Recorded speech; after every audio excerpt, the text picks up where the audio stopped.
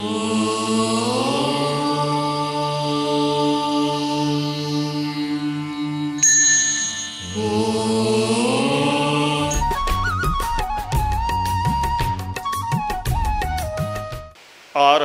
वाङ्मय में कहा गया है, धम्मज्जियम च व्यवहारम बुद्धे हायरियम सया तमायरंतो व्यवहारम गरहम नाभिगच्छे। आश्रय आदमी का व्यवहार धर्मार्जित होना चाहिए, धर्म से संपृक्त होना चाहिए। व्यवहार तब अच्छा बनता है जब आदमी के संस्कार और विचार अच्छे हों।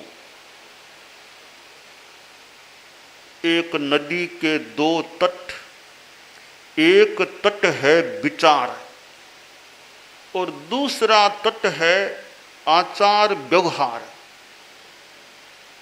एक तट से दूसरे तट पर पहुंचने के लिए सेतु की आवश्यकता, वह सेतु है संस्कार। विचार अगर संस्कार के रूप में पुष्ट हो जाएं,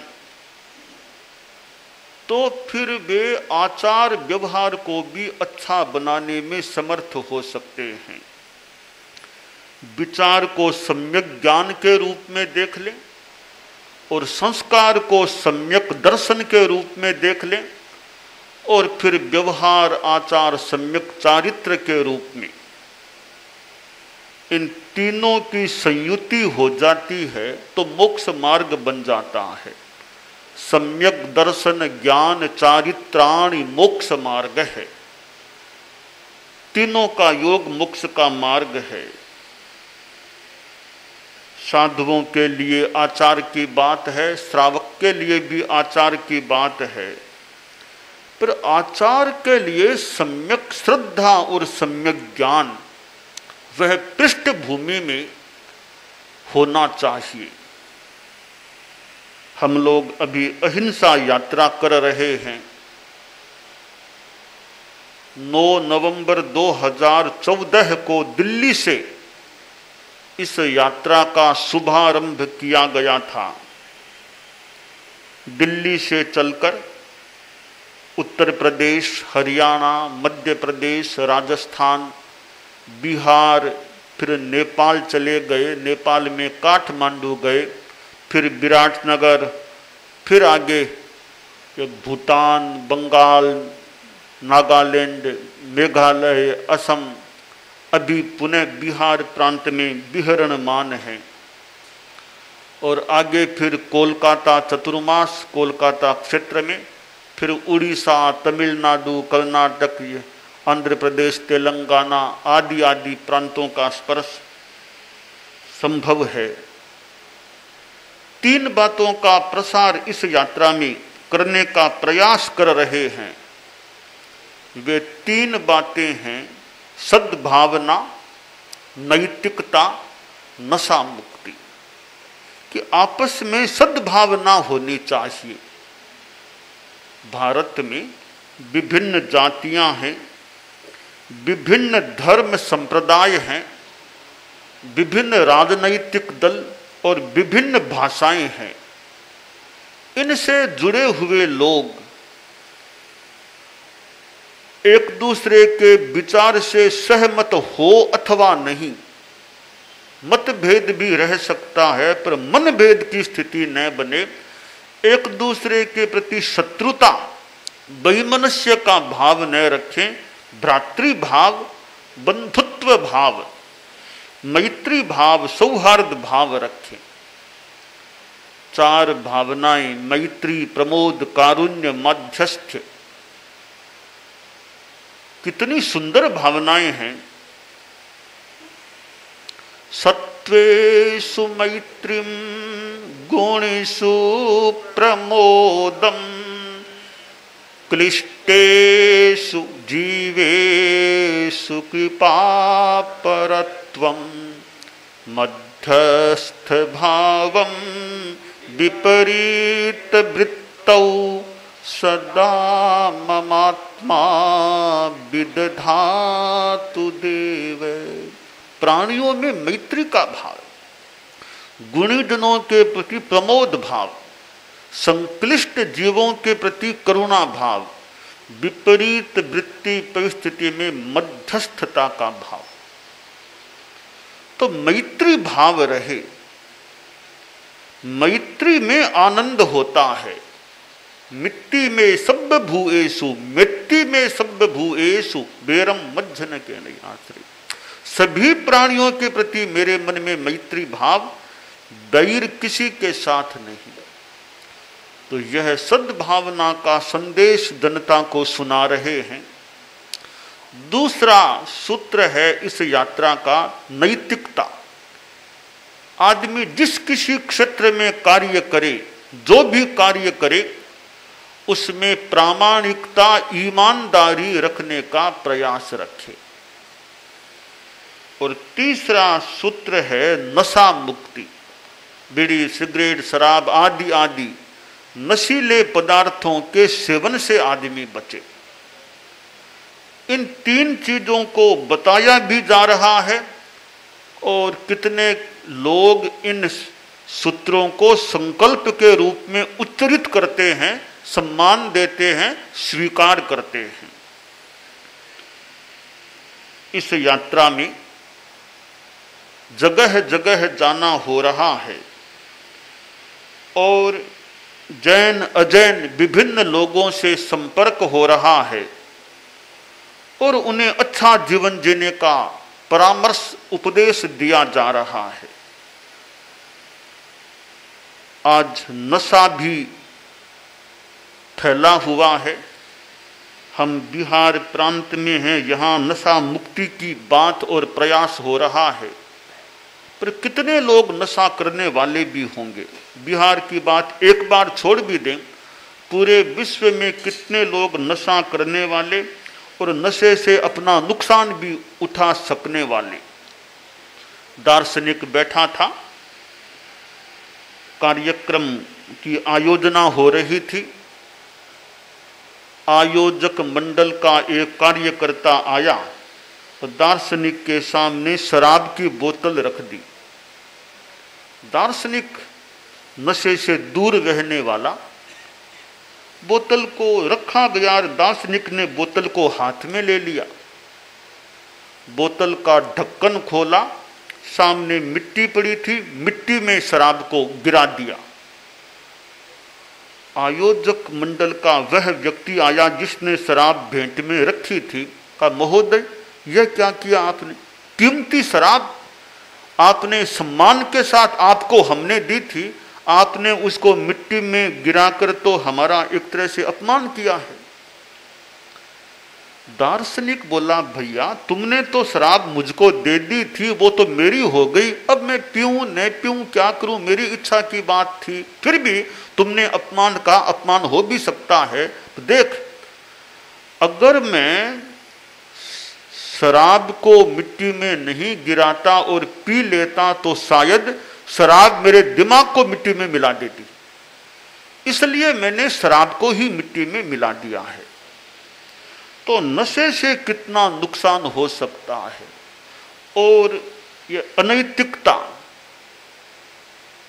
आदमी कुछ लोभ के कारण या और किसी कारण अनैतिक आचरण कर लेता है या दूसरे को ठगने का प्रयास, छिछला सा प्रयास हो जाता है। जब राहगीर सड़क पर जा रहा था, सामने से अखबार बेचने वाला साइकिल पर आ रहा था।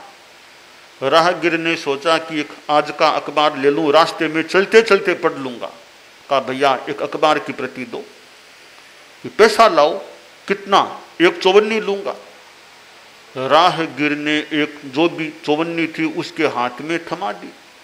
समाचार पत्र विक्रेता ने एक समाचार पत्र की प्रति उसके हाथ में थमा दी। दोनों जल्दबाजी में वो इधर वो उधर बढ़ गए। आगे जाकर के अखबार विक्रेता ने पैसों को देखा तो वो तो चौवन्नी खोटी थी। सोचा खोटी चौवन्नी दे दी उसने। तो और वो राहगीर ने सोचा अखबार पढ़ूं, प्रथम पृष्ठ को देखा, खबर को देखा, सोचा यह तो मैंने पहले ही कभी पढ़ ली थी, खबर आज कैसे आ गई। दिनांक पर ध्यान दिया तो 3 महीना पुराना कोई अखबार था। वे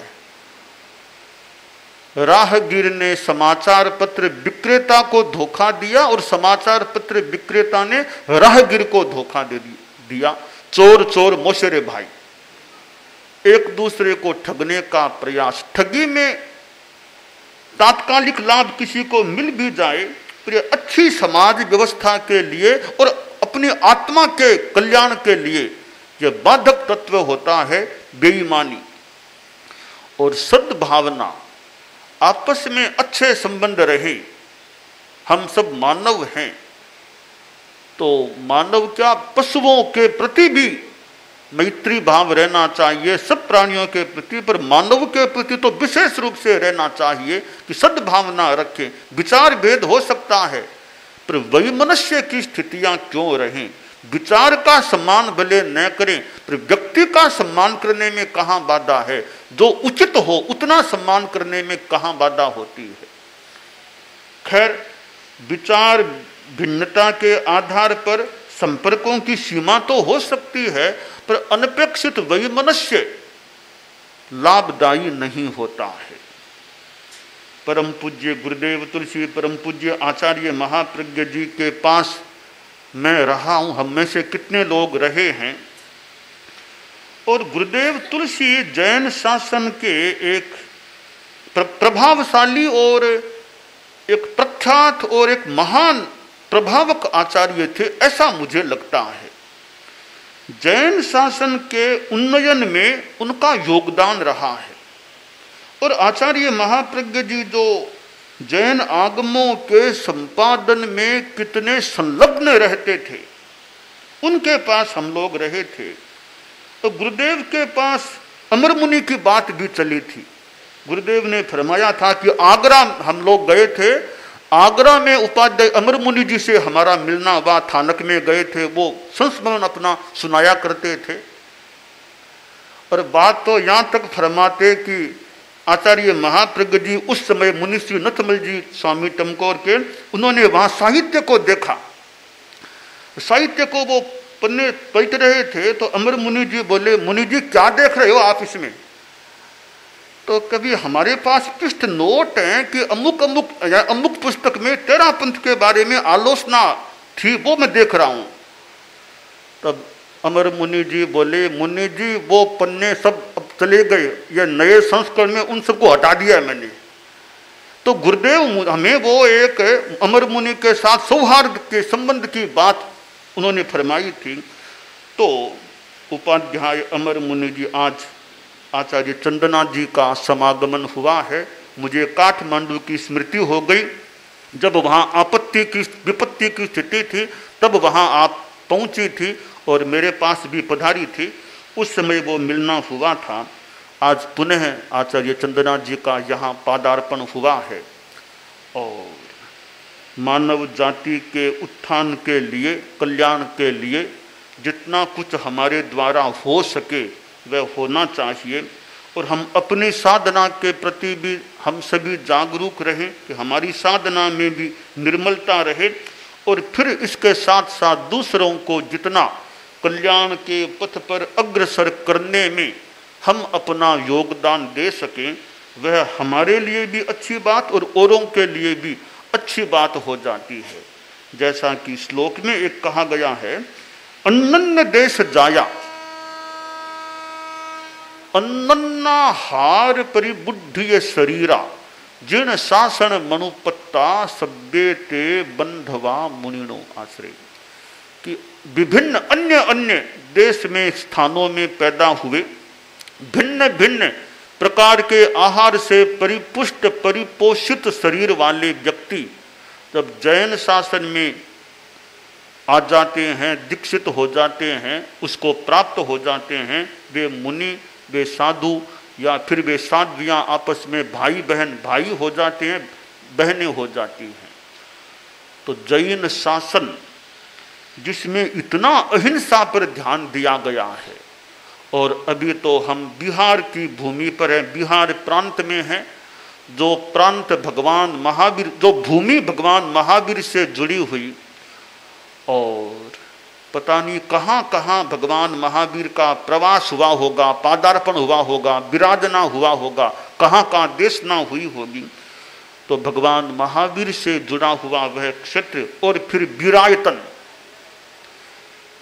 कार्यकर्ताओं की बात चली कि विरायतन थोड़ा सा लंबा पड़ेगा, चक्कर पड़ेगा।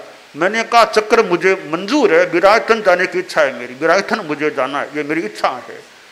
यह मेरे कथन का भाव रहा होगा कि थोड़ा चक्कर है तो है, मुझे विरायतन तो मेरा जाने का मन है। तो विरायतन, उधर जैन विश्व भारती, परम पूज्य गुरुदेव तुलसी के समय जैन विश्व भारती का संस्थापन हुआ, और जैन विश्व भारती से जुड़ा हुआ जैन विश्व भारती इंस्टीट्यूट संस्थान मान्य विश्वविद्यालय, जिसके द्वारा भी जैन विद्या आदि के प्रसार का काम इधर विरायतन। तो ऐसे संस्थान जो मानव कल्याण में और जैन विद्या को बढ़ावा देने में, वीतरागता की ओर लोगों को ले जाने में जो भी अपना योगदान देते हैं, वे स्वयं के भले के साथ साथ दूसरों के कल्याण में भी अपना योगदान देते हैं। और जैन विश्व भारती को तो मैं खैर वो तो है ही, देखा हुआ है ही, और मुझे लगा जैन विश्व भारती भी एक जैन शासन की दृष्टि से महत्वपूर्ण संस्थान बना हुआ है, जहाँ विभिन्न गतिविधियाँ चलती हैं, न केवल ज्ञान शिक्षा की, जहाँ साधना, प्रेक्षा, ध्यान, जीवन विज्ञान, इधर सेवा का, औषधि के माध्यम से सेवा का कार्य, साहित्य का कार्य, कितने कितने कार्य जैन विश्व भारती और जैन विश्व भारती संस्थान के द्वारा संचालित हो रहे हैं। तो अच्छा है, और भी वह संस्थान और अच्छा काम करने में आगे बढ़े, यह अभिलषणीय है। इधर विरायतन की बात है, तो जनोत्थान हो सके ऐसा कार्य जैन शासन के द्वारा चलना ही चाहिए, अच्छी बात है। और उदारता की बात है, तो उदारता सद्भावना तो होनी ही चाहिए। आचार्य चंदना जी काठमांडू में भी हमारे पास चलाकर पधारी थी, आज भी पधारी है, इसको भी तो उदारता ही माने, वरना कौन किसी के पास जाए। तो ये आप पधारी हैं। और हमारे साध्वी प्रमुखा जी, जो हमारे धर्म संघ में 500 से ज़्यादा साध्वियों में आप सर्वोच्च हैं, प्रमुख हैं, और आपके साथ फिर मुख्य नियोजिका जी, फिर साध्वी बरिया हैं। ये साध्वी प्रमुखा जी तो हैं ही, वो 45 वर्षों से भी ज़्यादा समय, अतिक्रांत समय, 45 से ज़्यादा वर्षों का समय आप साध्वी प्रमुखा के रूप में सेवा दे रही हैं। और हमारे और फिर मुख्य नियोजिका जी साध्वी बरिया जुड़े हुए हैं। और इधर हमारे संत लोग हैं, अभी यात्रा में भी हमारे काफ़ी संत साध्वियाँ साथ में हैं, अभी समणियाँ भी आई हुई हैं, और समणियाँ भी देश विदेश में काम करने वाली हैं, 70 से ज़्यादा समणियाँ, और जिनमें उनकी नियोजिका रिजु प्रज्ञा जी भी अभी आई हुई है, तो समणियाँ भी काम कर रही हैं। तो हम सभी मानवता के उत्थान के लिए और अपनी आत्मा के कल्याण के लिए प्रयास करते रहें, यह हमारे लिए काम्य है, और हम सभी खूब अच्छा काम करते रहें।